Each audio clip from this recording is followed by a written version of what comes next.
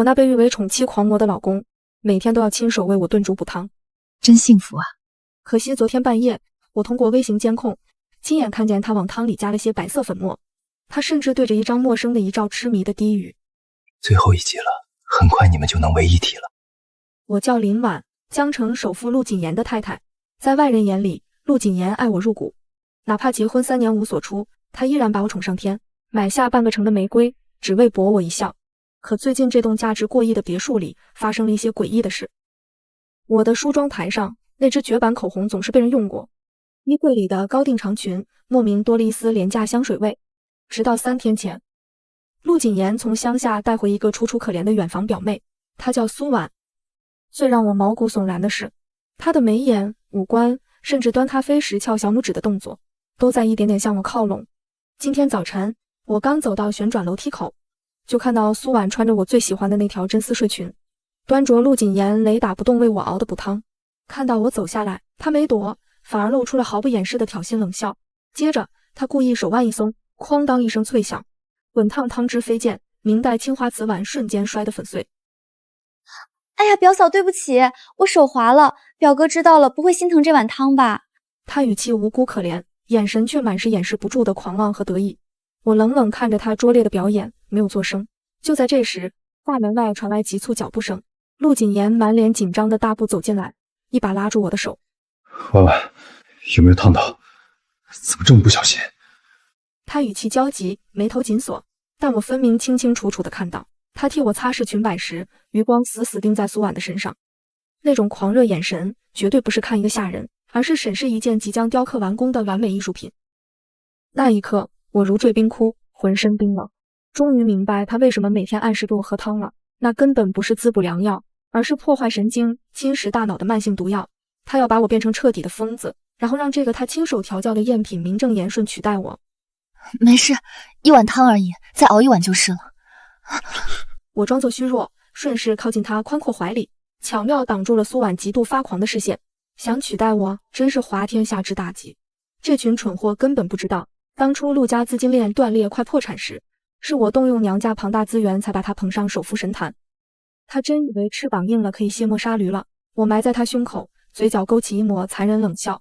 转身回房，却拿出一部从未用过的备用手机，发送了一条最高级别的加密短信，计划提前立刻收网，让陆家一夜倾家荡产。既然你想换个听话的老婆，那就让你先变成一条一无所有的丧家犬。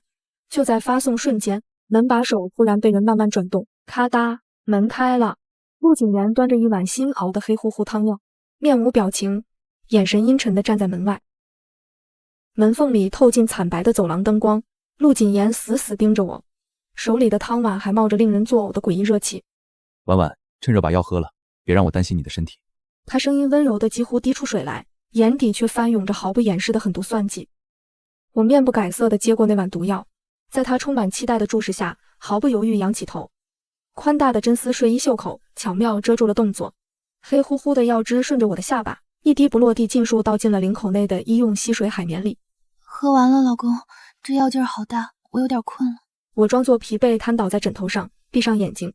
陆谨言盯着空荡荡的碗底，极其满意的冷笑了一声。他替我掖好被子，转身快步离开房间。随着房门被彻底反锁，我立刻从床上一跃而起，将海绵里吸满的毒药挤进密封物证袋里，这可是送他进治安局把牢底坐穿的铁证。第二天一早，陆谨言破天荒提早去了公司，我借口身体不适留在家里休息。偌大的豪华别墅里，只剩下我和那个低劣赝品苏婉。我悄无声息走到1楼走廊尽头的杂物间。昨夜，我敏锐听到这里传出过奇怪的咀嚼声。厚重的木门并没有锁死，我轻轻推开一道微小的缝隙，看清里面画面的瞬间，我胃里一阵翻江倒海。苏婉正像个未开化的野兽蹲在地上，徒手抓着一大块血淋淋的生牛肉疯狂往嘴里塞。他一边粗鲁咀嚼，一边对着墙壁上的老师对讲机汇报。老夫人，我已经完美模仿了苏婉的笔记，随时可以签下100亿组权转让书。对讲机那头爆发出一阵沙哑，仿佛指甲刮过黑板的恐怖笑声。听到那个声音的瞬间，我浑身的血液都凝固了。居然是我3年前车祸早就该烧成灰烬的婆婆。原来这个老妖婆根本没死，当年陆家负债累累，眼看要被各路债主清算，他为了躲避巨额债务，竟然玩金蝉脱壳的诈死把戏。整整3年，他像见不得光的臭老鼠一样，死死苟活在这栋别墅暗无天日的地下室里。这一家子披着人皮的吸血鬼，用我的钱还清债务，现在还想偷天换日霸占林家通天财富。我紧紧攥着拳头，指甲深深掐进掌心。好啊，喜欢玩诈死是吧？那我就发发善心，让你们弄假成真。我退回宽敞明亮的客厅，毫不犹豫拿起桌上的座机。喂，治安署吗？我实名举报，有人非法囚禁，并在地下室藏匿危险违禁品。挂断电话，我惬意地给自己倒了一杯顶级的罗曼尼康帝。算算时间，陆谨言公司那边的致命惊喜也该全面爆发了吧？就在我准备品尝胜利滋味的瞬间，手机突然像催命符一样疯狂震动起来，屏幕上闪烁着陆谨言气急败坏的号码。我慢条斯理地摇晃着杯中猩红的酒液，按下了接听键。电话那头立刻传来陆谨言绝望崩溃的咆哮声：林婉，你到底做了什么？为什么公司账户里的百亿资金全部被冻结了？他终于撕下虚伪面具，歇斯底里的吼声震得我耳膜作痛。老公，你说什么呀？我一直乖乖待在家里喝你熬的补药呢。我语气无辜软糯，嘴角却咧出一抹极其痛快的嘲讽弧度。没等他废话，我直接挂断并拉黑。好戏才刚刚开场，不到10分钟，刺耳的警笛声划破了别墅区的宁静。几辆装甲车猛地停在院外，大批全副武装的治安队精英破门而入。坐在沙发上是戴我千万项链的苏婉，吓得脸瞬间惨白如纸。带队的队长冷脸出示了最高级别的搜查令，我从容不迫地指了指走廊尽头的杂物间。长官，地下室入口就在那面墙后。苏婉惊恐万状地扑过来试图阻拦，却被2名队员一把按死在地板上，伴随着轰隆一声巨响，沉重的暗门被定向爆破强行炸开，一股令人作呕的发霉恶臭扑面而来。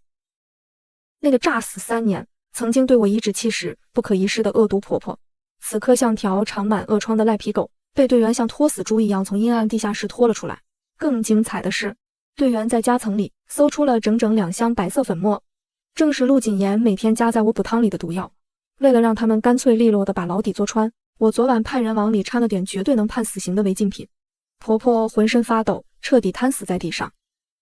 就在这时，大门砰的一声被撞开，狼狈到了极点的陆谨言连滚带爬冲了进来。当他看清瘫在地上的婆婆和被铐住的苏婉，他眼底的最后一丝狂妄粉碎成渣。妈妈，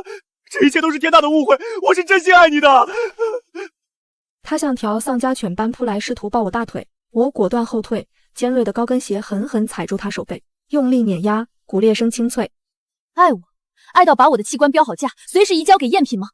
我抽出一份文件，狠狠砸在他虚伪的脸上，那是他伪造我签字的器官捐赠同意书。原来他不仅要霸占百亿家产，还要挖空我的器官，去救他海外的白月光。陆谨言脸色煞白，彻底瘫软在地。我居高临下俯视着他，还没等我再开口，兜里的备用手机突然收到一条匿名彩信。点开图片的瞬间，我脸上的冷笑骤然凝固了。照片上的画面让我瞳孔猛地收缩。我那视如己出的心腹律师陈叔，正恭敬地站在一个轮椅女人身后，而那女人的脖子上赫然戴着我母亲生前从不离身的遗物，那条绝版的红宝石项链。原来这才是真正的连环杀招。国内的谋财害命只是障眼法，真正的杀机早就潜伏在我的大本营。一直瘫软在地的陆谨言敏锐地捕捉到了我瞬间的僵硬，他突然像个疯子一样癫狂地大笑起来，哪怕扯动了手背的断骨也不停下。林婉，你以为你赢了吗？我抬起满是灰尘的脸，眼神里透着令人作呕的得意和癫狂。若雪早就拿着你签过字的空白文件，接管了林氏集团的核心机密，现在才是个一无所有的穷光蛋。我居高临下地看着他这副丑态，心底的震惊只停留了1秒，随即化作了更加冰冷的杀意。我缓缓收回踩在他手背上的血，转身看向旁边正气凛然的治安队长。长官，证据确凿，这群涉嫌藏匿违禁谱的人渣就交给你们了。林女士放心，我们治安署绝不放过任何一个触犯法律的罪徒。随着冰冷的手铐咔嗒上锁，陆谨言一家3口被无情地押送上装甲车。他的狂笑声在空气中回荡，还以为自己马上就能被海外的白月光保释出去。我冷漠地注视着车辆远去，拨通了一个极其隐秘的海外长途。电话接通的瞬间，我身上的伪装彻底卸下。启动猎杀网，把那只坐在轮椅上的老鼠给我挖出来。电话那头传来干脆利落的领命声。15分钟后，一架纯黑色的私人直升机带着巨大的轰鸣声，稳稳降落在我的私人停机坪上，螺旋桨掀起巨大的气浪。白月光是吧？感动我母亲的遗物，我会让你知道什么叫真正的绝望。直升机降落在江城郊外，一座废弃的斯文疗养院顶楼，螺旋桨的团风卷起漫天落叶。我踩着黑色高跟鞋，在一众精锐保镖的开道下，一脚踹开了顶层 VIP 病房的沉重木门。砰的一声巨响，整扇门轰然倒塌，巨大的气浪卷起室内的沙漫。病房中央，一个穿着病号服的苍白女人坐在轮椅上，手里正把玩着那条红宝石项链，正是陆谨言心心念念的白月光，白若雪。而我的心腹律师陈叔正像一条忠诚的狗一样护在他身前。看到我带人闯进来，陈叔非但没有愧疚，反而露出了一抹极其嚣张的冷笑。林总，您来晚了，林氏集团60%的绝对控股权已经全部转移到了白小姐名下。他扬起手里那份盖着鲜红公章的文件，眼神里满是狗仗人势的狂妄。白若雪停下把玩项链的动作，缓缓转动轮椅面向我，那张惨白如纸的脸上挂着胜利者高高在上的嘲弄。林婉，你费尽心机把谨言送进去又怎样？你打拼多年的江山，还不是成了我治病的提款机？他故意将红宝石项链贴在脸颊上，挑衅地欣赏着我阴沉的脸色。说起来，你母亲留下的这条项链真是漂亮，只可惜马上就要被我拿去地下市场换成天价的手术费了。看着他那副自以为掌控全局的嘴脸，我不仅没有暴怒，反而突然捂住嘴，发出一阵极其愉悦的轻笑。笑声在这空旷的病房里显得格外诡异。白若雪的眉头猛地皱紧，死死盯着我。陈叔，你跟了我这么多年，难道不知道我有个习惯吗？我无视了他们错愕的目光，慢条斯理地走到沙发前坐下，优雅地交叠起双腿。我这个人最喜欢在最甜的诱饵里藏最致命的毒药。病房里的空气仿佛瞬间凝固，陈叔脸色微微一变，下意识低头翻看手里那份厚厚的股权让渡书。我靠在柔软的沙发靠背上，欣赏着他们从狂妄逐渐转为惊疑的表情，如同在看两只落入陷阱的跳蚤。你以为你偷走的是林氏集团的核心资产？我打了个响指，身后的保镖立刻递上一台平板电脑，屏幕上显示着一份绝密文件的扫描件。那不过是我3年前就秘密剥离出去的空壳公司，里面绑定了足足500亿的跨国高利贷呆账。话音刚落，陈叔的手猛地一哆嗦，那份盖着公章的文件如同烫手山芋般掉在地上。他惊恐地瞪大双眼，连退2步跌坐在地。是的，我早就察觉到公司内部有内鬼，一直不动声色地做局，就等着这条大鱼自己把天价债务吞下去。现在白若雪只要签了字，他不仅拿不到1分钱，还会立刻面临跨国财团的疯狂清算。白若雪的脸色瞬间煞白如纸，她颤抖着双手抓紧轮椅扶手，巨大的心理落差让她连呼吸都变得急促起来。不可能，这绝对不可能！谨言明明说你毫无防备的。她歇斯底里地尖叫着，一把扯下脖子上的红宝石项链，愤怒地想要朝我砸过来。我眼神骤然一冷，还没等她抬手，我身后的保镖已经如鬼魅般闪出，一道残影闪过，白若雪整个人连同轮椅被一股巨大的气浪震翻在地，项链稳稳落入保镖手中，恭敬地呈递给我。我轻轻摩挲着失而复得的项链，居高临下地俯视着狼狈不堪的白若雪，准备下达最后清理门户的指令。就在这时，瘫倒在地的白若雪嘴角溢出一丝血迹，她突然像疯了一样凄厉地冷笑起来，眼神怨毒地死死盯着我。林婉，你以为你算无一气吗？那你知不知道，你母亲当年的车祸根本不是意外？我捏着项链的手指猛地一顿，心脏仿佛被一只无形的大手狠狠攥紧，眼神瞬间变得无比森寒，空气中弥漫着令人窒息的冰冷死寂。我居高临下地俯视着瘫倒在地的白若雪，眼神冷得像是万丈深渊下的寒冰，手里紧紧攥着母亲留下的那条红宝石项链，指关节因为极度用力而微微发白。把你知道的一字不落吐出来，否则后果自负。白若雪狼狈地趴在冰冷的地板上，却像是抓住了最后一根救命的稻草，惨白的脸上扯出一抹得意而癫狂的狞笑，她颤抖着撑起半个身子仰视着我。想知道真相，立刻撕毁那500亿的债务合同，再给我准备一架去海外的专机！他死死盯着我的眼睛，试图从我脸上找到一丝慌乱或是妥协的痕迹。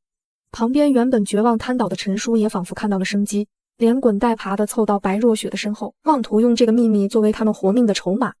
我冷冷地看着这2个自以为是的跳梁小丑，嘴角的嘲讽弧度慢慢放大。他们真以为随便抛出一个悬念就能拿捏我？白若雪，你是不是误会了什么？我从来不接受任何人的威胁。首席，让他们见识一下什么是绝对暴力。话音刚刚落下，我身后的首席保镖立刻心领神会地跨前一步，根本没看清他到底是如何出手的。只听见空气中爆发出一声沉闷的剧烈分鸣，一股强大无形的气浪瞬间席卷了整个豪华病房。陈叔那肥胖的身躯就像个被丢弃的破麻袋，被一股巨力直直震飞出去10几米远，重重地砸在坚硬的承重墙壁上，墙面瞬间被砸出蜘蛛网一般的恐怖裂纹。他连半声惨叫都没来得及发出，就两眼一翻，直接昏死在碎石堆里。白若雪吓得浑身发出一阵剧烈的哆嗦，原本嚣张的眼神瞬间被无尽的极致恐惧填满。就在我准备让人直接撬开他嘴巴的时候，陈叔掉在不远处的手机突然刺耳地响了起来，屏幕上闪烁着一个没有任何归属地的诡异乱码。我微微眯起眼睛盯着那个屏幕，踩着高跟鞋不紧不慢地走过去，用高跟鞋尖轻轻挑起那部手机，毫不犹豫地按下了免提键。安静的病房里回荡着手机接通后的微弱电流声，紧接着一个经过变声器处理的诡异电子音缓缓传了出来，那声音透着一股让人头皮发麻的阴寒。林婉，恭喜你清理了陆谨言那个蠢货，但这只是一个开始。我眼神一凛，强大的气场瞬间锁定那部小小的手机，周身的温度仿佛都跟着降到了冰点。装神弄鬼，你到底是谁？我母亲的车祸是不是你做的？电话那头传来一阵断断续续的刺耳轻笑，像是指甲用力刮过玻璃表面的声音。你想知道的一切都在江城西郊的13号废弃仓库，有胆子就自己来拿。咔嗒一声脆响，电话被瞬间切断，只剩下毫无起伏的忙音。我死死盯着屏幕上消失的乱码，身后的白若雪却突然像发了疯一样惨叫起来。她双手死死捂住自己的耳朵，整个人蜷缩在地上疯狂地发抖，眼睛惊恐地瞪大到了极致。是他竟然还活着！林婉，救救我！我不想死在这个恶魔手里！她一边凄厉地尖叫，一边不顾一切地想要爬过来抱我的大腿。就在这一瞬间，病房顶部的豪华吊灯突然发出一阵剧烈的闪烁，砰的一声闷响，整个楼层的备用电源被人在外部强行切断，四周瞬间陷入伸手不见五指的绝对黑暗。紧接着，落地窗的巨大的防爆玻璃轰然炸裂，无数尖锐的玻璃碎渣裹挟着狂风倒灌进来。几个穿着纯黑作战服的神秘蒙面人，如同幽灵一般从窗外直接荡入病房内，目标直指瘫在地上的白若雪。我的首席保镖冷哼一声，身形如同鬼魅般瞬间迎了上去。黑暗中爆发出极其恐怖的强烈气浪碰撞，强悍的冲击波将周围的家具震得粉碎。我站在原地动都没动一下，冷冷地注视着这突如其来的灭口行动。敢在我的眼皮子底下抢人，这群藏头露尾的鼠辈简直是找死！就在保镖将最后一名袭击者一拳轰飞的时候，走廊外面突然传来一阵极其整齐的沉重脚步声。沉重而整齐的脚步声在走廊里回荡，每一步都仿佛踩在人的心尖上。下一秒，本就破碎不堪的病房木门被巨力彻底轰开，强光手电的刺眼光束瞬间照亮了整个房间。一群穿着顶级定制西装的魁梧打手迅速涌入，将那些试图逃跑的黑衣袭击者团团围住。人群自动向两边分开，一个拄着纯黑金丝楠木手杖的修长身影不紧不慢地走进了这片狼藉之中。来人正是江城极其神秘的财阀掌权人顾渊。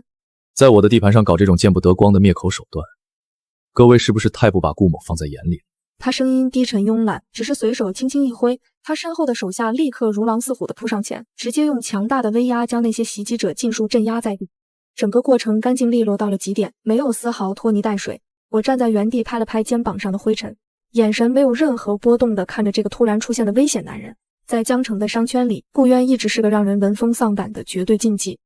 顾老板真是好大的威风，只是不知道这深更半夜的跑到我的地盘上来凑什么热闹。面对我的强势反问，顾渊不仅没有生气，反而饶有兴致地勾起一抹意味深长的浅笑。他随手从怀里抽出一份边缘焦黑的绝密档案袋，手腕轻轻发力，档案袋在空中划出一道凌厉的弧线，稳稳地落在我的脚边。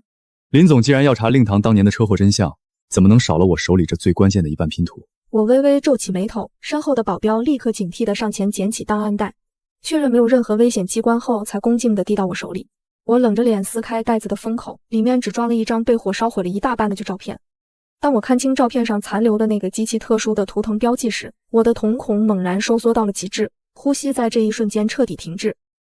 那个图腾竟然和陆谨言给我喝的毒药包装底部的暗纹一模一样，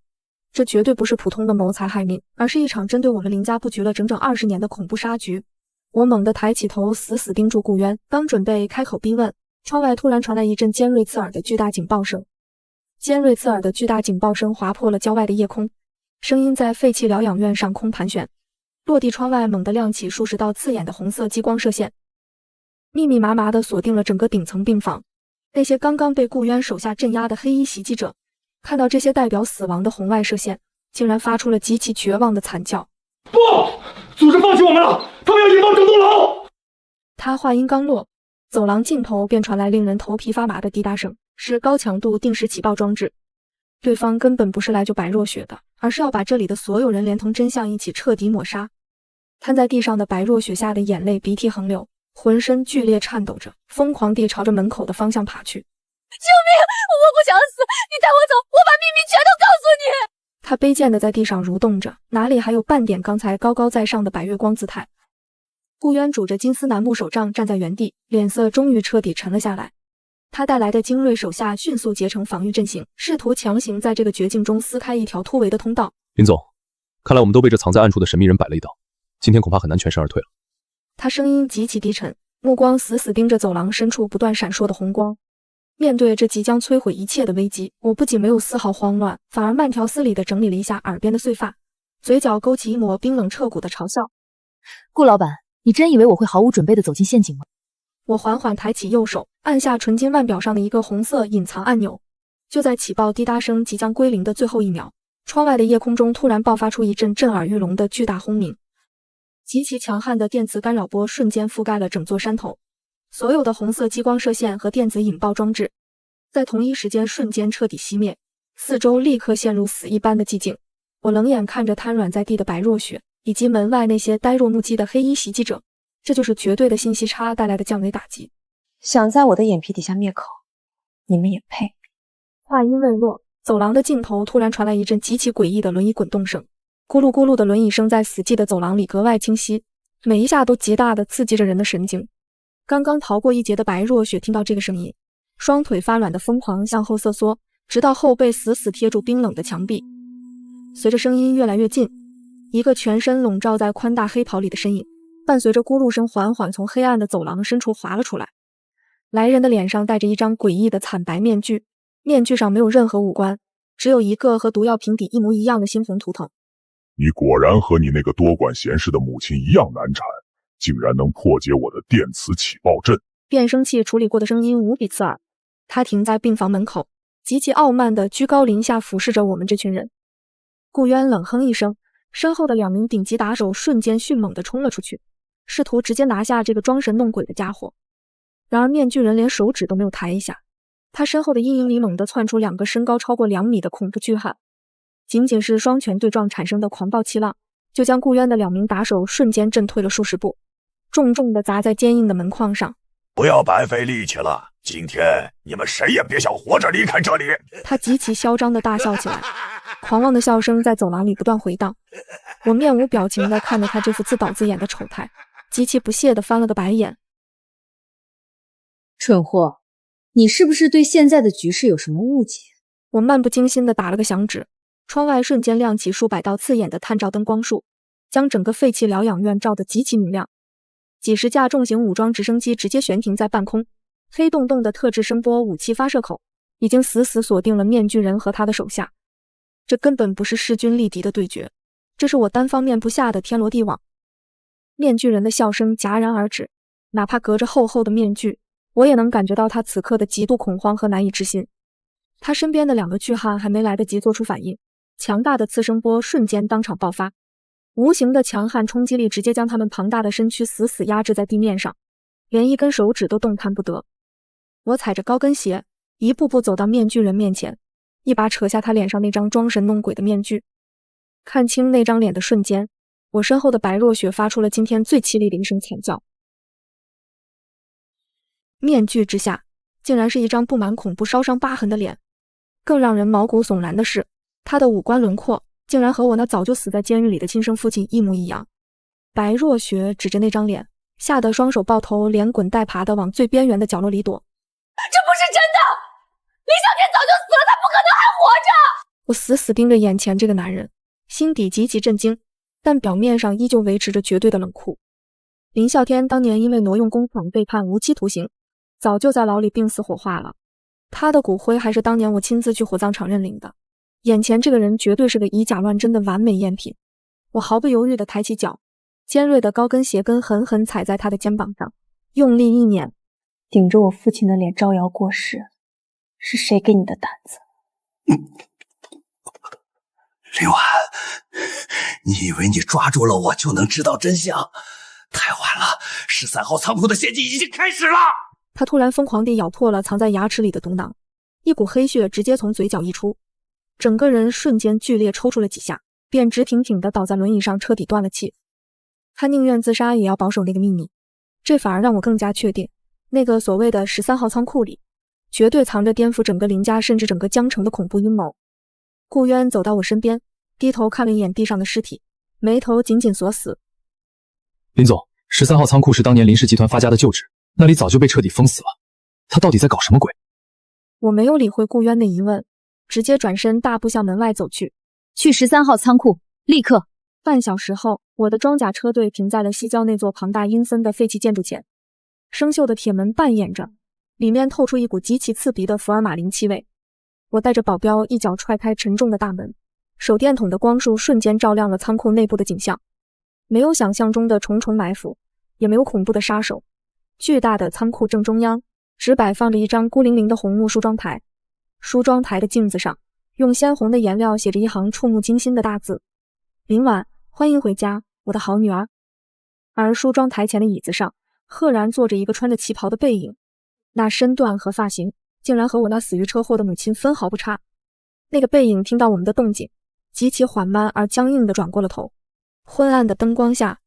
那个穿着旗袍的背影极其缓慢地转过头，看清那张脸的瞬间，我身后的顶级保镖都忍不住倒吸了一口凉气。那是我妈妈的脸，明明看起来那么熟悉，却又那么陌生。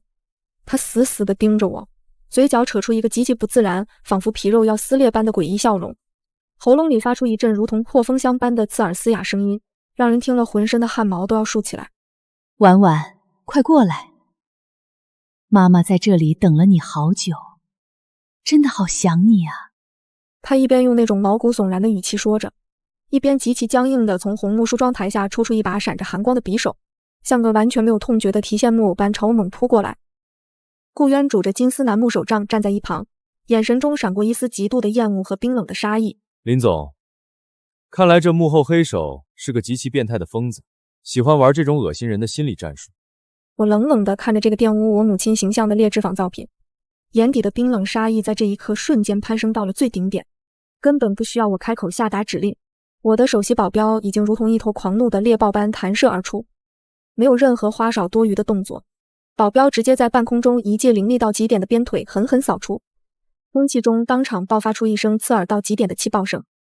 强悍无比的无形气浪瞬间重重砸在假冒者的胸口上，他整个人就像断了线的风筝，被极其恐怖的冲击波直接轰飞出去10多米远，狠狠砸碎了那面巨大的红木梳妆台。昂贵的木屑在空气中漫天飞舞，假冒者重重落地，连半声惨叫都没发出来就彻底昏死过去。我踩着黑色高跟鞋，面无表情地走到那一堆狼藉的废墟前，居高临下地俯视着他那张彻底变形的假脸，眼神里充满了上位者的极度蔑视。这种令人作呕的垃圾，也配穿我母亲的衣服？就在我的话音刚落之际，被砸得粉碎的梳妆台下方突然传来一阵极其沉闷的机械齿轮剧烈转动声，地面的厚重青砖缓缓向两边裂开，露出一道深不见底、透着森寒气息的秘密暗门。暗门下方透出极其幽冷的微弱蓝光，一股陈年的发霉气味夹杂着刺鼻的机械机油味道扑面而来。我没有任何犹豫，带着首席保镖直接顺着冰冷刺骨的生锈铁台阶走了下去，顾渊紧随其后，他那双深不见底的眼眸中也多了一丝难以察觉的凝重与危险。地下是一间极其宽敞，宛如地下堡垒般的巨大密室，四周的墙壁上密密麻麻挂满了我林家过去20年的所有绝密资料，甚至包括我从出生到现在的每一次行踪记录和偷拍照片。而在密室的正中央，摆放着一台极其庞大、还在疯狂运转的老式巨型服务器，服务器上方连接着一块巨大的超高清液晶屏幕。当我的高跟鞋尖刚刚踏入密室中心的感应区域，原本漆黑一片的屏幕瞬间亮起刺眼的光芒。画面中出现了一个戴着猩红图腾面具的男人，他极其嚣张地坐在一把奢华的纯金交椅上，手里正把玩着一枚极其眼熟的羊脂玉印章，那是林氏集团真正的家族传承信物。林婉，这出母女重逢的戏码，你还满意吗？为了准备这件精美的礼物，我可是煞费苦心啊。他那经过高级变声器处理过的声音，透着极其嚣张和不可一世的极度狂妄，仿佛整个世界都在他的掌控之中。我冷冷地盯着屏幕里那张可笑的面具，眼神如同看着一具马上就要腐烂的尸体。躲在阴沟里的臭老鼠，只会玩这些见不得光的恶心把戏，简直让人反胃。图腾首领听到我毫不留情的嘲讽，不仅没有任何发怒的迹象，反而发出一阵极其刺耳，如同夜宵般的狂妄大笑，震得整个密室的扬声器都在嗡嗡作响。尽情的狂妄吧！今晚子爷带着你母亲那条红宝石项链来江城地下拍卖行。他猛地从纯金交椅上站起身，极其恶毒地指着屏幕里的我，仿佛下达了最终审判。如果你敢不来，林家真正的核心底牌就会在今晚被我彻底碾成灰烬。咔嗒一声脆响，屏幕的信号被瞬间切断，密室再次恢复了死寂的漆黑。顾渊微微眯起那双狭长危险的眼睛，手里的金丝楠木手杖在地面上轻轻敲击出规律的声响。江城地下拍卖行，那可是这帮恶势力团伙的绝对核心老巢。林总，需要我借你点顶尖人马吗？我冷笑一声，毫不犹豫地转身向密室外大步走去。借人？根本不需要。这群自以为是的蠢货根本不知道他们到底惹到了什么样的恐怖存在。我不仅要单刀赴会，还要把他们引以为傲的老巢彻底连根拔起。午夜12点整，江城最隐秘也是防守最严密的地下拍卖行，那扇极其奢华、重达数吨的青铜防爆大门紧紧闭合着，里面正进行着一场见不得光的狂欢盛宴。数十名恶势力团伙的核心头目正在推杯换盏，图腾首领高高坐在最中央的主位上，极其惬意地摇晃着红酒杯，等待着我像织带宰的羔羊般上门跪地求饶。就在他们笑得最为猖狂，防备最为松懈的时候，轰隆一声极其恐怖的惊天巨响，那扇号称连炸药都炸不开的青铜防爆大门被一股极其强悍、宛如风暴般的冲击波直接轰得四分五裂。沉重的金属碎片如同出膛的炮弹般狠狠砸进会场，瞬间将几十张奢华的摆台长桌砸得粉碎。巨大的气浪掀翻了无数名流，整个拍卖行烟尘四起，全场陷入了死一般的寂静。我踩着黑色的细高跟鞋，在首席保镖如同杀神般的护卫下，踏着漫天的烟尘和满地的残垣断壁，极其从容，宛如女王降临般走进了这个所谓的龙潭虎穴。图腾首领猛地从纯金交椅上站起来，眼神中闪过一丝极度的错愕和慌乱，但他很快就强行稳住了阵脚，极其嚣张地发出一声冷笑：“林婉，你果然有种！把红宝石项链交出来，我或许能大发慈悲，留你一具全尸。”随着他的一声令下，周围几百名全副武装的凶悍打手瞬间如黑色潮水般涌上，将我里3层外3层地团团包围，每个人脸上都带着极其残忍的狞笑，仿佛我已经是个死人。我连眼皮都没有抬一下，极其随意地从大衣口袋里掏出那条红宝石项链，在手里漫不经心地抛了2下。想要项链，那就看你们这群不知死活的废物有没有这个命来拿了。图腾首领勃然大怒，猛地一挥手，下达了绝杀令：不知死活的贱人，给我把他拿下，死活不论！几百名打手瞬间如疯狗般扑了上来。面对这令人绝望的恐怖人海战术，我不仅没有后退半步，嘴角反而勾起一抹极其冰冷的残忍弧度。下一秒，我身后的保镖猛地向前郑重踏出一步，一股极其恐怖的无形气浪以他为圆心，瞬间向外疯狂炸开。冲在最前面的几十名彪形大汉，甚至连我的衣角都没碰到，就被这股狂暴的物理冲击波直接震得离地飞起，重重地撞在四周坚硬的大理石柱上，整个地下会场的穹顶都被震得簌簌掉落灰尘。图腾首领脸上的嚣张瞬间凝固成了极度的惊恐，就在他准备按下某个隐藏的保命开关时，我冷冷地看向了他身后的那扇绝密通道大门。大门缓缓打开，里面走出来的一个人，让全场瞬间陷入了彻底的死寂与疯狂。地下会场的绝密通道大门缓缓开启，沉重的脚步声在死寂的会场里格外清晰。一个头发花白、穿着暗纹唐装的威严老者，在2名黑衣保镖的簇拥下，不紧不慢地走了出来。看清那张布满皱纹却透着极度精明的脸，全场那些穷凶极恶的恶势力头目瞬间倒吸一口凉气，哪怕是刚刚还高高在上的图腾首领，也吓得连滚带爬地从纯金交椅上翻下来，极其卑微地跪倒在老者脚边。主人，您怎么亲自出来了？这点小事，属下马上就能彻底解决。老者看都没看他一眼，只是拄着龙头拐杖，目光极其锐利地锁死在我身上。我握着项链的手指猛地收紧，指甲深深嵌入掌心，却感觉不到丝毫疼痛，因为眼前这个本该在10年前就因病去世、入土为安的人，竟然是我那手眼通天、创立了林氏集团的亲爷爷林正道。原来这20年来针对我们大房一脉的连环追杀，竟然是这位所谓的家族掌舵人一手策划的惊天死局。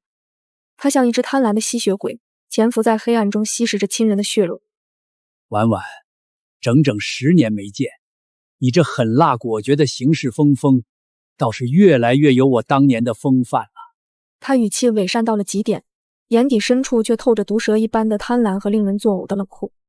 我冷冷地看着这个曾经被我视为最敬爱长辈的男人，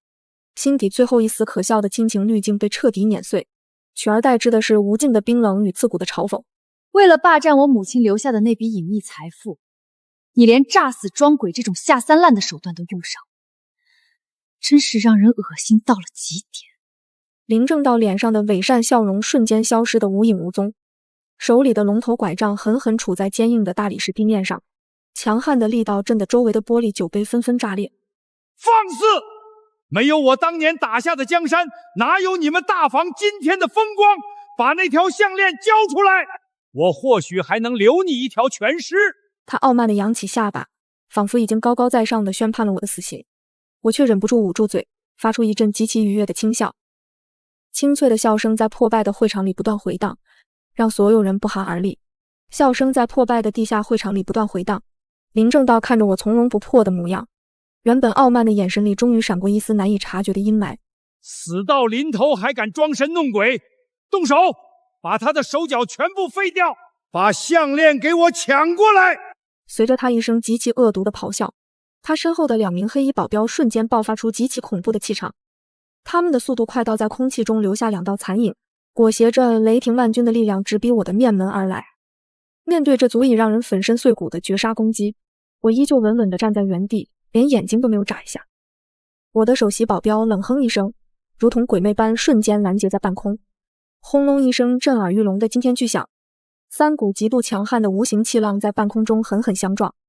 狂暴的物理冲击波瞬间将四周的承重柱震出无数皲裂的缝隙，满地的碎石和灰尘被卷成了一个小型的风暴。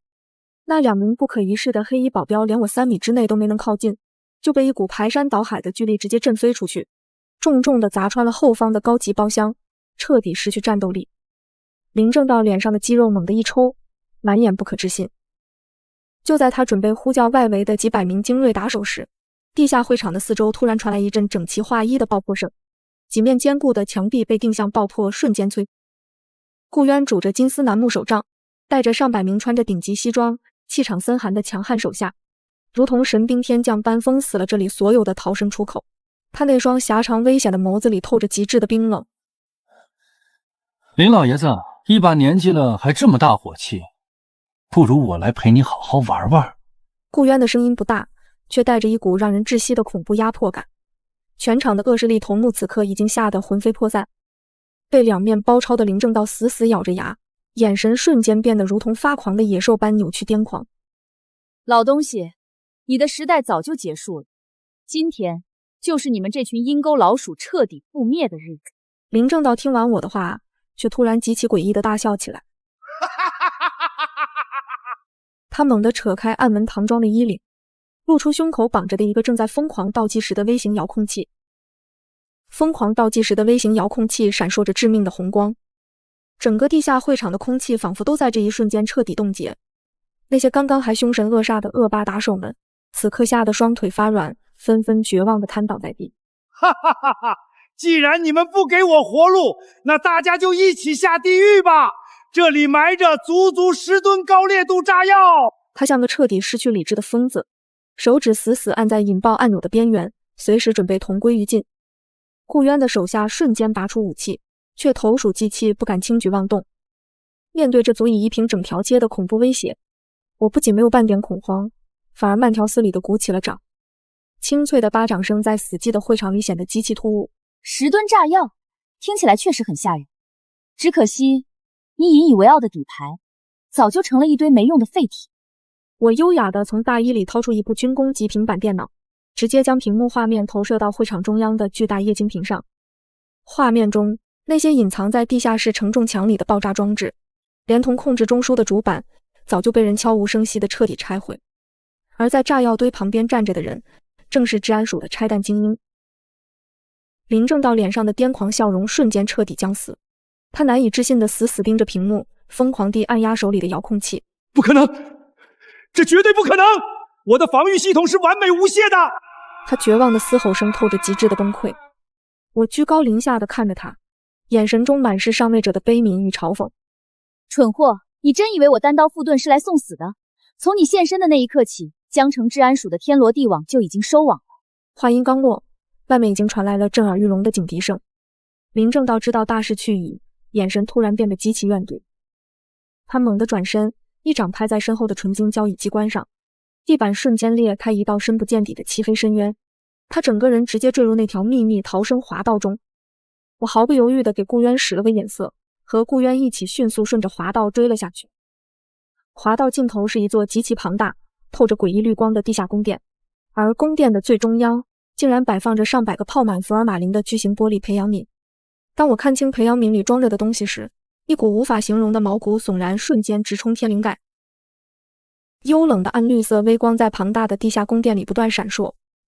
空气中弥漫着极其刺鼻的福尔马林和生锈金属的混合气味。上百个巨型的高强度玻璃培养皿整齐划一地排列着，里面浸泡着各种浑浊的液体。我清清楚楚地看到每一具躯壳的五官轮廓，竟然都跟我那死于车祸的母亲一模一样。原来外面那个被我保镖一脚踢废的劣质假冒者，只是他这20年来无数次疯狂实验中残存的残次品。这老东西竟然妄图用这种令人毛骨悚然的诡异手段，批量制造出可以开启林家终极宝库的活体钥匙。林正道此刻正狼狈地站在宫殿最深处的金属高台上，手里死死攥着那把代表家族绝对权力的纯金家主权杖，原本梳得一丝不苟的头发此刻凌乱不堪。婉婉，看到了吗？这都是我耗尽毕生心血的完美杰作。只要拿到你手里的红宝石项链作为最终密钥，我就是整个江城无可替代的神。他像个彻底走火入魔的疯癫信徒，对着那些泡在液体里的诡异躯壳狂热的大吼大叫，眼神里透着让人极度反胃的贪婪与疯狂。我死死盯着这个丧心病狂、毫无底线的恶魔，心底的震惊仅仅持续了1秒，便彻底化作了极致的冰冷杀意与毫不掩饰的嘲讽。神？就凭你这种躲在阴沟里玩弄死人躯屑的臭老鼠，你今天注定要被永远埋葬在这个暗无天日的垃圾堆里。顾渊拄着那根价值连城的金丝楠木手杖，踩着满地的灰尘，不紧不慢地走到我身侧。他那双狭长深邃的眼底翻涌着极其危险的冰冷风暴。林总，这老疯子看着实在碍眼，不如交给我来处理。我平生最喜欢做的事，就是亲手打碎别人最得意的白日梦了。听到顾渊毫不留情的蔑视与嘲讽，林正道脸上的狂热瞬间扭曲成了极度的怨毒。他猛地一挥手里的家主权杖，高台前方厚重的顶级防弹铁门立即关上，将他整个人严丝合缝地保护在绝对安全的区域内。紧接着，他极其嚣张地按下了控制台上的一个红色按钮，整个地下宫殿突然发出一阵震耳欲聋的剧烈机械轰鸣，所有培养皿的指示灯瞬间变成了极其危险的猩红色。伴随着极其刺耳的机械轰鸣声在地下宫殿不断回荡，那上百个亮起猩红警报灯的巨型玻璃培养皿并没有破碎，而是伴随着地面的震动，缓缓降入了更深层的地下空间。取而代之的是穹顶上方猛然裂开的数十个巨大金属舱门，几十个全身覆盖着纯黑高科技重型战甲的死士从天而降。他们就像是没有任何感情的终极杀戮机器，浑身散发着极其恐怖的威压，落地瞬间便直接将我们死死包围在最中央的区域。林正道躲在那扇号称绝对无敌的防弹玻璃门后，隔着厚厚的透明屏障，极其猖狂地放声大笑起来。林婉、顾渊，这些是我斥救资打造的完美机械护卫，今天就让你们这群无知的黄口小儿见识一下什么叫不可战胜的绝对力量。那些纯黑的重甲死士没有发出任何多余的声音，他们迈着沉重到连整个地下宫殿都在剧烈震颤的步伐，带着极其骇人的压迫感，一步步朝着我们逼近，仿佛下一秒就要将我们彻底碾成碎片。面对这令人窒息的恐怖绝境，顾渊不仅没有后退半步，反而极其不屑地冷哼了一声。他手里的金丝楠木手杖猛地在地板上重重一顿。一堆连自我意识都没有的破铜烂铁，也敢在我顾某人面前叫嚣，简直是不自量力。话音未落，根本不需要任何多余的指令，我的首席保镖和顾渊带来的2名顶尖高手，瞬间化作3道快到肉眼根本无法捕捉的残影，如同狂风般席卷而出。空气中骤然爆发出一连串恐怖到极点的刺耳气爆声，没有任何恶心的血肉横飞，只有纯粹到极致的力量碾压。极其强悍的无形冲击波如同12级海啸般横扫全场，那些号称完美无敌的重甲死士，甚至连抬手的攻击动作都没来得及彻底做完，就被这股狂暴至极的物理气浪直接轰得双脚离地，倒飞而出，重重地砸在四周坚硬无比的承重墙壁上。极其坚固的高科技战甲瞬间寸寸皲裂，火花四溅，几十具庞大的身躯当场彻底瘫痪在地，再也无法动弹分毫。我踩着黑色的细高跟鞋，在漫天震荡的烟尘和火花中，从容不迫地穿过满地狼藉，一步步走向那扇防弹玻璃门。老东西，你倾尽所有准备的最后底牌，就只有这种不堪一击的程度吗？真是让我大失所望。我缓缓举起手里那条一直被他觊觎的红宝石项链，在林正道惊恐万状的注视下，项链底部突然极其隐秘地弹出一道幽蓝色的微型激光切割刃。那道幽蓝色的微型激光切割刃散发着极其恐怖的极致高温，连周围的空气都被灼烧的发生了微微的扭曲。那扇号称能抵挡单兵火箭炮正面轰击的顶级防弹玻璃门，在我手里这条特制项链的切割下，就像是一块脆弱不堪的豆腐般，被轻而易举地划开了一个巨大的圆洞。我抬起高跟鞋，极其随意的一脚踹出，被切开的厚重玻璃瞬间化作无数碎片轰然倒塌。我踩着满地闪烁的玻璃残渣，带着绝对的上位者威压，一步步走到彻底僵在原地的林正道面前。不可能，这绝对不可能！你母亲的遗物怎么会是拥有最高权限的万能破拆器？他吓得脸色惨白如纸，双腿一软，像条丧家犬般一屁股瘫坐在冰冷的金属控制台前，手里那把象征着林家至高权力的纯金夹嘴权杖也当啷一声掉落在地，极其讽刺地滚到了我的脚边。他耗尽半生心血引以为傲的所有防御系统，在我面前简直就成了一个彻头彻尾的天大笑话。因为你从来都没有真正了解过他，你只不过是一只永远只能躲在暗处靠吸食亲人血液苟活的恶心寄生虫。我居高临下地俯视着这个曾经不可一世的老狐狸，眼神里没有任何怜悯，只有看着一堆垃圾般的极度冰冷。就在这时，地下宫殿外围传来了极其密集的急促脚步声，治安署的精锐特勤部队已经势如破竹地攻破了所有外围防线。这处隐藏在江城地下数十年的罪恶堡垒，终于迎来了正义的彻底清算和毁灭。顾渊悠然自得地穿过废墟，走到我的身侧，那双狭长危险的眼眸极其赞赏地注视着我手里的红宝石项链。林总这招将计就计，釜底抽薪，真是玩得精彩绝伦，连顾某都不得不说一声佩服。大批全副武装、正气凛然的治安队成员迅速涌入核心区域，用冰冷坚固的手铐将瘫软如泥的林正道死死锁住，强行将他从地上拖了起来。然而，就在他被押解着经过我身边的那一极其短暂的瞬间，这个原本已经彻底绝望的疯子，却突然极其诡异地抬起头，用一种让人头皮发麻的恶毒眼神，死死盯住了我身侧的顾渊。林婉，你以为你今天真的赢了吗？你根本就不知道，你身边站着的这个所谓的同盟，到底瞒了你多大一个惊天阴谋！听到这句话，我脸上那万年不变的冷漠瞬间凝固，心脏猛地漏跳了一拍。我极其僵硬地转过头，冷冷地看向身侧的顾渊，而顾渊那张向来波澜不惊、似笑非笑的俊美脸庞上，此刻却极其罕见地收敛了所有表情，眼底深处第一次闪过了一丝极其深沉、让人不寒而栗的危险暗芒。地下宫殿的刺鼻气味逐渐散去，治安署的精锐特勤正气凛然，极其高效地查封着所有的罪恶证据。林正道那恶毒的狂笑声还在通道里回荡。我死死盯着身侧的顾渊，周身的温度瞬间降到了绝对的冰点。这个一直帮我碾压林家的强大同盟，眼底深处竟然藏着如此骇人的算计。顾老板，戏演完了，是不是该给我一个完美的解释？我冷冷地转动手里的红宝石项链，身后的首席保镖立刻上前一步，极其强悍的威压瞬间锁定顾渊的死穴，只要他敢有任何异动，绝对会被当场轰成一堆碎骨头。顾渊却极其从容地掸了掸西装上的灰尘，那根金丝楠木手杖在地上轻轻敲击，发出极其沉闷的声响。林总，老爷子挑拨离间的废话你也信？不过我确实有一件微不足道的小事瞒着你。他漫不经心地从怀里掏出一枚纯黑色的特制密令，看到那个标志的瞬间，我引以为傲的冷静差点彻底崩溃。那是海外最高级别的神秘财团夜神殿的至高信物，传闻中那个掌控全球半数财富、杀伐果断、如同神明般存在的夜神殿掌舵人，竟然就是眼前这个在江城伪装成商人的顾渊。你母亲留下的项链，其实是我夜神殿遗失了20年的终极秘钥。他语气随意到了极点，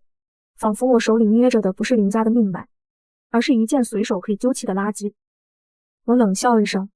不仅没有被他极其恐怖的背景吓到，反而极其嚣张地把项链带回了自己白皙的脖颈上。你的东西，顾渊，你是不是太高估你自己了？我极其挑衅地迎上他极度危险的目光。就在两股强悍气场即将彻底爆发碰撞的瞬间，地下宫殿的穹顶突然发出一阵极其恐怖的金属撕裂声，几十根重达数吨的承重钢柱竟然被人从外部强行扭曲扯断，极其恐怖的金属撕裂声震耳欲聋。坚不可摧的地下宫殿穹顶轰然坍塌，无数巨大的混凝土碎块裹挟着漫天烟尘砸落下来，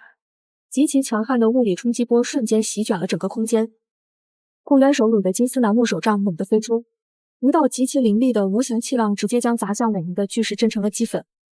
烟尘还未彻底散去，10几个穿着纯白西装、戴着银色面具的神秘人，如同幽灵般从废墟上方极其轻盈地跃下。他们身上散发出来的威压，竟然比林正道那些死尸还要恐怖10倍不止。为首的白西装男人居高临下地俯视着我们，发出一阵极其刺耳的冷笑。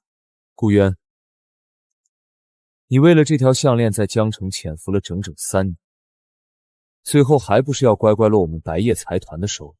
他极其傲慢地伸出戴着白手套的手，仿佛已经彻底掌控了我们的生死。交出项链，交出林婉，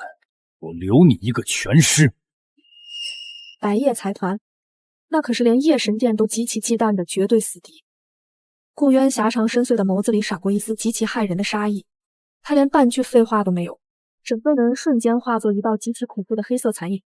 空气中当场爆发出雷霆万钧的气爆声。顾渊仅仅是一拳轰出，极其狂暴的气浪直接将那名嚣张的白衣首领震得离地倒飞，重重地砸穿了后方的高强度玻璃墙，环顾瞬间龟裂成无数蜘蛛网般的碎片。一群见不得光的垃圾，也敢在我们面前叫嚣！顾渊的声音冷得仿佛来自九幽地狱。其他白衣神秘人见状，瞬间爆发出极其强悍的力量，如疯狗般围攻上来。我站在原地根本没有出手的意思，极其惬意地欣赏着这场顶级强者的单方面碾压。就在顾渊犹如杀神般清理这些杂碎时，那名被轰飞的白衣首领竟然极其诡异地重新站了起来。他极其疯狂地撕下脸上的银色面具，露出一张让我极其眼熟的脸庞。陆谨言，你不是被治安蛇押送进重刑监狱了吗？空气中弥漫着极其浓重的石灰粉尘，我死死盯着那张极其扭曲癫狂的脸，绝不可能看错，眼前这个散发着极其恐怖威压的白衣首领，竟然是被我亲手送进大牢的前夫陆谨言。这中间绝对隐藏着极其骇人的信息差。陆谨言极其嚣张地扭动着脖子，发出令人头皮发麻的骨骼摩擦声。他身上的白色西装已经被狂暴的气浪撕裂，却完全像个没事人一样死死盯着我。林婉，很惊讶吗？治安署抓走的不过是我早就安排好的替身，我早就得到了白夜财团的终极传承。他极其恶毒地张开双臂，仿佛自己已经是天下无敌的终极霸主。看着他这副自以为是、狂妄到极点的恶心嘴脸，我心底不但没有丝毫恐慌，反而涌起一阵极其强烈的嘲弄与蔑视。蠢货永远都是蠢货，就算披上了一层虎人的皮，骨子里依然是个废物。看来你为了活命，真是什么下三滥手段都用尽了，竟然去做别人的走狗。我踩着高跟鞋，极其从容地向前迈出一步，身后的首席保镖瞬间心领神会，极其狂暴的无形威压直接锁定陆谨言的死穴。陆谨言气急败坏地咆哮一声，如同发狂的野兽般裹挟着极其恐怖的冲击波朝我猛扑过来。他妄想用绝对的力量将我彻底碾碎。就在他即将触碰到我衣角的千钧一发之际，我极其随意地抬起右手，纤细的手指在空气中轻轻打了个响指，啪的一声脆响，陆谨言体内突然爆发出一阵极其沉闷的异响，他整个人就像是被瞬间抽干了所有的力气，极其狼狈地从半空中重重跌落在地。极其坚硬的大理石地面被他砸出一个巨大的深坑，他趴在坑底剧烈抽搐，嘴角不断溢出鲜血。你到底对我做了什么？我的力量怎么会彻底消失？他极其绝望地嘶吼着，满眼都是见鬼般的极度惊恐。我居高临下地俯视着这只可悲的蝼蚁，嘴角勾起一抹极其残忍冰冷的弧度。你真以为我当初给你喝的那碗补汤只是普通的慢性毒药吗？我的话音刚落，废墟深处突然传来一阵极其诡异的空灵歌声。废墟深处传来的诡异空灵歌声，如同复古之躯般死死钻进每个人的耳朵。这种声音带着极其恐怖的极致穿透力，连周围散落的无数玻璃残渣都在剧烈共振。地面上的碎石如同失去重力般悬浮在半空。那些苟延残喘的白夜财团黑衣刺客听到这歌声，不仅没有丝毫劫后余生的喜悦，反而极其痛苦地捂住耳朵，在地上疯狂翻滚。瘫在巨大深坑里的陆谨言却像个疯子般狂笑起来。他极其癫狂地扬起那张满是灰尘与狼狈的脸，眼神中透着让人极其作呕的极度狂热。是白夜圣女亲自降临了，林婉，你今天注定要被碾成肉泥！他极其嚣张地死死盯着我，仿佛已经看到了我跪地求饶的凄惨下场。这极其刺耳的诡异歌声化作一圈圈无形的毁灭声波，如同12级海啸般朝着我和顾渊极其狂暴地席卷而来。周围坚硬的大理石地面被声波寸寸撕裂。顾渊极其随意地将金丝楠木手杖重重敲击在地面上，一道极其强悍的无形气墙瞬间拔地而起，将所有致命的声波冲击尽数死死挡在3米之外。我站在极其安全的绝对屏障内，连一根头发丝都没有被这股狂风吹动，极其不屑地看着陆谨言那副可悲至极的嘴脸。你费尽心机认的新主子，就只会这种装神弄鬼的马戏团把戏吗？我极其从容地从风衣口袋里掏出一个银色微型遥控器，那是专门针对这种次声波武器研发的军工级干扰物。我极其随意地按下了那个极其醒目的红色启动按钮，空气中瞬间爆发出一声极其尖锐的刺耳爆鸣。两腿极其狂暴的频率在半空中轰然相撞，爆发出极其强悍的物理冲击波，将周围几十根粗壮的沉重钢筋瞬间彻底扭曲折断。诡异的歌声被极其粗暴地当场撕碎。漫天激荡的浓重烟尘与碎石风暴中，一架极其奢华的高科技悬浮飞行器缓缓降落。一个穿着银色长裙的女人居高临下地俯视着我，极其奢华的银色长裙在狂风中极其嚣张地飞舞。白夜圣女踩着悬浮飞行器的冰冷金属踏板，在10几名极其强悍的蒙面死尸护卫簇拥下缓缓降落。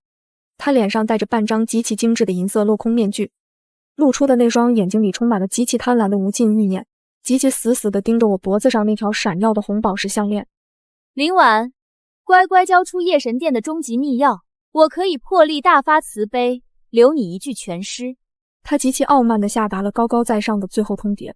仿佛整个世界的生杀大权都已经彻底握在他的手中。面对这种极其可笑的施舍与极度嚣张的威胁，我甚至连一丝冷笑都懒得施舍给他。顾渊极其慵懒地转动了一下修长的脖颈，发出极其清脆的令人胆寒的骨骼爆鸣声。他那双狭长危险的眼眸里闪过一丝极其骇人的凌厉杀意。白夜财团的跳梁小丑也敢在顾某人的地盘上大放厥词，根本不需要任何多余的废话和多余的指令。顾渊身后的2名顶尖黑衣高手瞬间化作极其恐怖的残影，如同极其狂暴的黑色闪电般径直冲向敌阵。极其恐怖的音爆声在半空中连环剧烈炸响。那10几名号称无敌的蒙面死尸护卫，甚至连腰间的特制武器都没来得及完全拔出，就被极其强悍的无形气浪直接轰得双脚离地倒飞出去，极其重重地砸穿了四周坚硬无比的金属舱壁。极其坚固的重型装甲瞬间皲裂成无数蜘蛛网般的碎片。白夜圣女的眼神中瞬间闪过一丝极度的错愕与慌乱，但她很快就强行镇定下来，极其阴险地发出一阵冷笑。夜神殿的掌舵人果然名不虚传，可惜我今天是有备而来。他极其疯狂地捏碎了藏在手里的一块奇异晶石，一道极其刺目的幽蓝色强光瞬间跨越了空间的遥远距离，死死地连接住了我脖子上那条极其神秘的红宝石项链。项链内部突然爆发出一阵极其炽热的恐怖高温，仿佛下一秒就要彻底脱离我身体的绝对掌控。极其炽热的恐怖高温从红宝石项链上不断疯狂传来，那块奇异晶石散发出的极其强悍的强制玻璃光束，竟然让项链极其缓慢地从我的脖颈上直接漂浮到了半空中。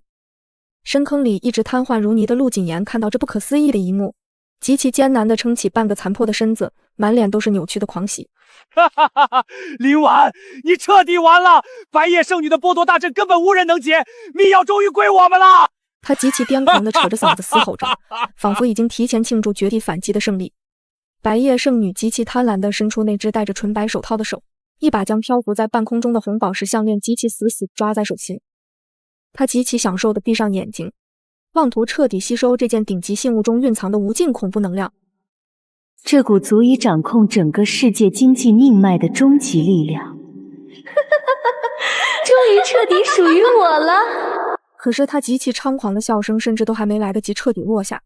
脸上的得意表情就瞬间凝固成了极其惊恐的痛苦扭曲。那条红宝石项链不仅没有赋予他任何想象中的无敌力量，反而爆发出一股极其狂暴、极其恐怖的毁灭性能量反噬。轰隆一声极其震耳欲聋的惊天巨响，极其强悍的无形冲击波以他为中心瞬间向外疯狂炸开。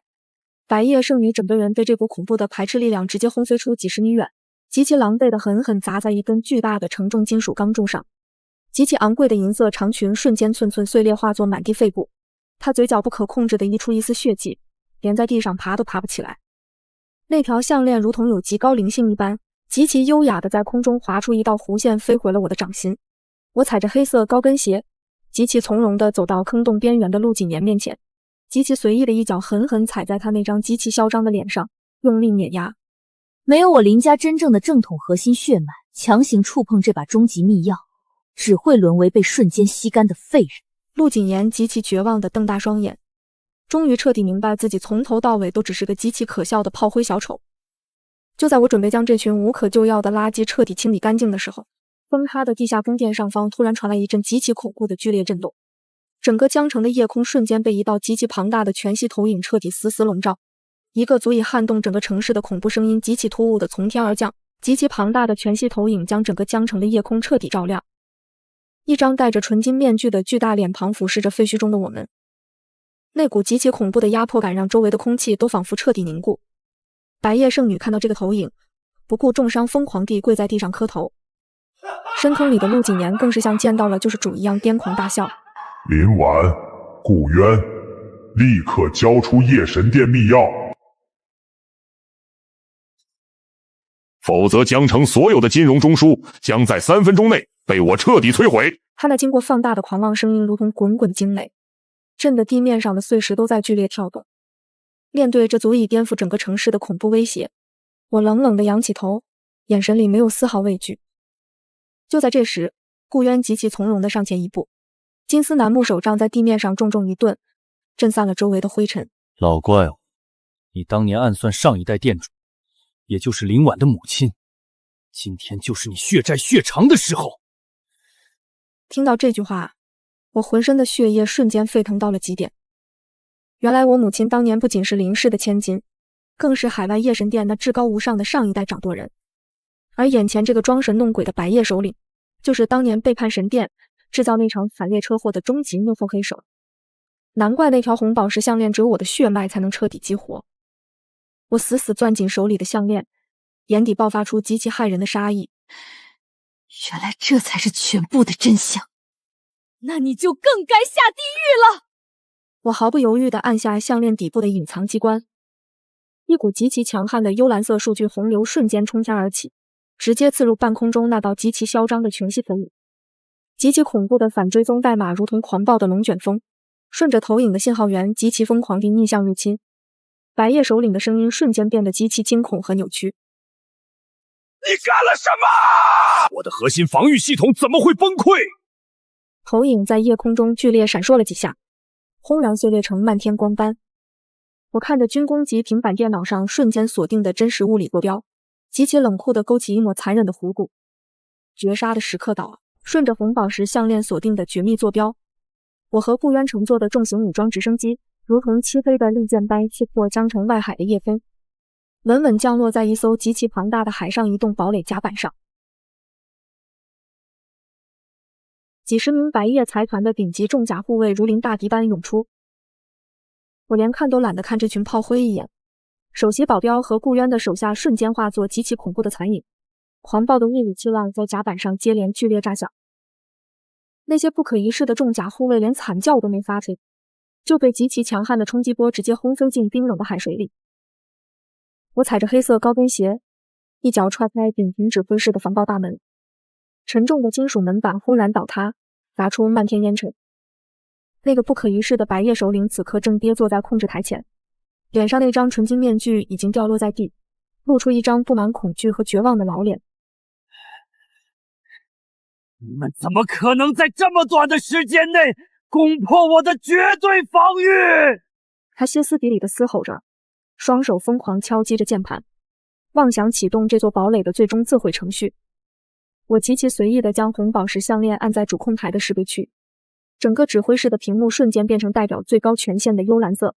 所有的刺耳警报声戛然而止。在绝对的血脉权限面前，你引以为傲的防火墙简直就是一张废纸。白夜首领见大势已去，眼神猛地变得极其怨毒。他极其疯狂地从袖口抽出一把涂满剧毒的锋利匕首，裹挟着最后一丝困兽之斗的力量朝我猛扑过来。没等他靠近我3米之内，顾渊已经冷哼一声，如同鬼魅般瞬间出现在他面前。没有任何多余的动作，顾渊仅仅是一场追出，空气中当场爆发出一声极其刺耳的音爆。当年你这只丧家之犬背叛神殿，今天我就亲手清理门户。极其狂暴的无形气浪狠狠砸在白夜首领的胸口，他整个人如同被高速行驶的列车迎面撞击，直接倒飞出去，重重地砸穿了后方的高强度防弹玻璃，墙壁瞬间皲裂成无数蜘蛛网般的碎片。他瘫倒在碎玻璃渣中，嘴角不断溢出鲜血，彻底成了一个废人。海风呼啸着灌进残破不堪的指挥室，极其庞大的海上堡垒此刻已经被彻底控制。天空中传来极其密集的巨大轰鸣声，江城治安署的10几架直升机从4面8方包抄而来，大批全副武装、正气凛然的治安队精英迅速空降，将瘫在地上的白夜首领死死按住，戴上冰冷的手铐。林女士、顾先生，感谢你们提供这群跨国恶势力的铁证，他们将面临法律的最严厉制裁。我极其平静地微微点头，看着这只曾经不可一世的幕后黑手被像死狗一样拖走。在这场惊天动地的清算中，所有的罪恶都迎来了终结。那些曾经妄图踩在我头上作威作福的小丑，陆谨言、苏婉、白若雪，还有那个恶毒的林正道，他们所有的非法资产被全部冻结充公，此刻正穿着囚服，在重刑监狱里绝望地面对着漫长的刑期。他们下半辈子都只能在无尽的悔恨和痛苦中苟延残喘。3天后，江城最高的地标建筑顶层，我穿着一身极其利落的高定黑色风衣，居高临下地俯视着这座彻底被我踩在脚下的繁华都市。母亲当年的血海深仇终于彻底得报。林氏集团在我的铁腕掌控下，市值已经翻了10倍不止。顾渊拄着金丝楠木手杖，极其优雅地走到我的身侧，那双狭长深邃的眸子里透着毫无保留的欣赏。林总，这天下最棘手的麻烦都已经扫了，以后夜神殿与林氏强强联手，无人再敢动分毫。他极其绅士地向我伸出手，代表着2大顶级势力的终极结盟。我微微侧过头，手里极其随意地把玩着那条红宝石项链，嘴角勾起一抹极其自信、睥睨天下的傲然冷笑。这天下本就在我脚下，顾老板，合作愉快。我极其从容地伸出手，与他轻轻相握。狂风吹起我的风衣下摆，我转身大步走向那无尽的巅峰，清脆的高跟鞋声在空旷的顶层回荡，留下一个让整个江城永远仰望的绝对传奇。